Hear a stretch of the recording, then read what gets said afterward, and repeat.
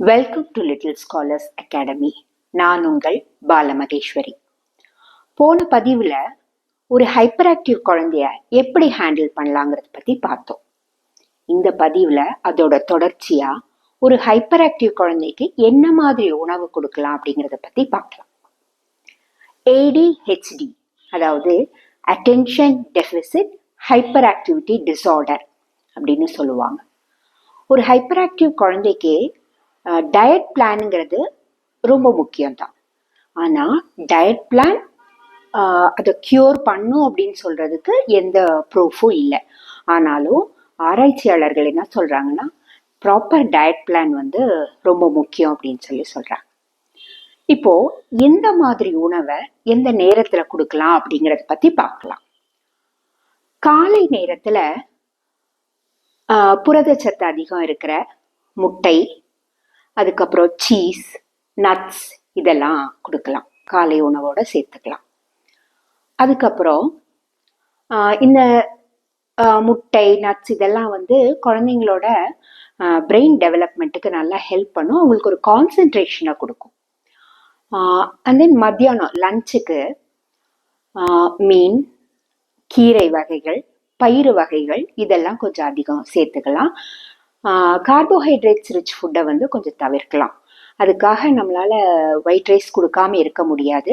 So அந்த அளவை கம்மி பண்ணிட்டு அதுக்கு பதிலாக ஒரு சப்ளிமெண்ட்டாக கீரை, ஒரு முட்டை இந்த மாதிரி கொடுக்கலாம். அதுக்கப்புறம் மாலை நேரங்கள்லையோ இல்லை காலை உணவுக்கும் மதிய உணவுக்கும் இடைப்பட்ட அந்த நேரத்தில் வந்து ஃப்ரூட்ஸ் கொடுக்கலாம். என்ன மாதிரி ஃப்ரூட்ஸ்னா ஆப்பிள், கிரேப்ஸ், ப்ளூபெர்ரி இந்த மாதிரி ஃப்ரூட்ஸை கொடுக்கலாம், ஒரு சப்ளிமெண்ட்டாக குழந்தைங்களுக்கு கொடுக்கலாம். இரவு நேரத்தில் வந்து ஈஸியாக டைஜஸ்ட் ஆகக்கூடிய உணவை பார்த்து நம்ம கொடுக்கணும். இப்போது என்னடா இதை கொடுக்காதீங்க அதை கொடுக்காதீங்க அப்படின்லாம் நம்ம நிறைய பேர் சொல்லி கேட்டிருக்கோம். ஆனால் சில உணவுகளை வந்து ஹைப்பர் ஆக்டிவ் குழந்தைங்களுக்கு தவிர்க்கிறது ரொம்ப நல்லது.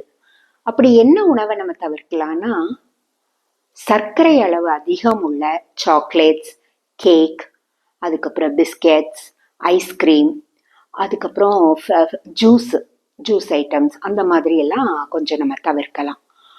அதுக்கப்புறம் கொழுப்பு சத்து அதிகம் உள்ள எண்ணெயில் வறுத்து பொரிச்சு கொடுக்குற உணவுகள் எல்லாம் நம்ம வந்து கொஞ்சம் தவிர்க்கணும்.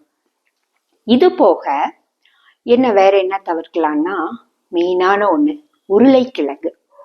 உருளைக்கிழங்கு வந்து பொதுவாக டாக்டர்ஸ் வந்து ஹைப்பர் ஆக்டிவ் குழந்தைங்களுக்கு தவிர்க்க சொல்லுவாங்க.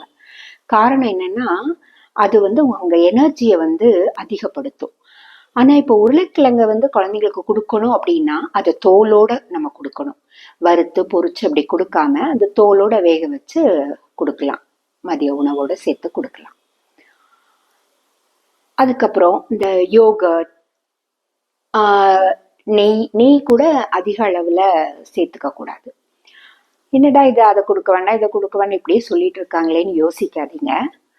ஏன் இதை சொல்றேன்னா, ஒரு ஹைப்பர் ஆக்டிவ் குழந்தைக்கு நீங்க வந்து இரவு உணவா நீங்க ஒரு இட்லியோ தோசையோ கொடுக்குறீங்க, அது கூட சேர்த்து சர்க்கரை, தேன் இந்த மாதிரி வச்சு நீங்க கொடுக்கும்போது, ஒரு பீனட் பட்டர் இந்த மாதிரிலாம் வச்சு கொடுக்குறீங்கன்னா அவங்க வந்து ரொம்ப எனர்ஜெட்டிக் ஆயிடுவாங்க.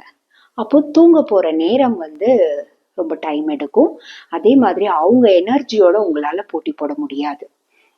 ஸோ முடிந்த அளவுக்கு இனிப்பு உணவுகளை தவிர்த்துருங்க. வெள்ளை நிற உணவுகளையும் நம்ம தவிர்ப்பது நல்லது. இந்த மாதிரி ஒரு டயட் பிளானை நம்ம கொடுக்கும்போது அந்த குழந்தைங்களுக்கு வந்து ஒரு ப்ராப்பர் பிரெயின் டெவலப்மெண்ட் கிடைக்கும்.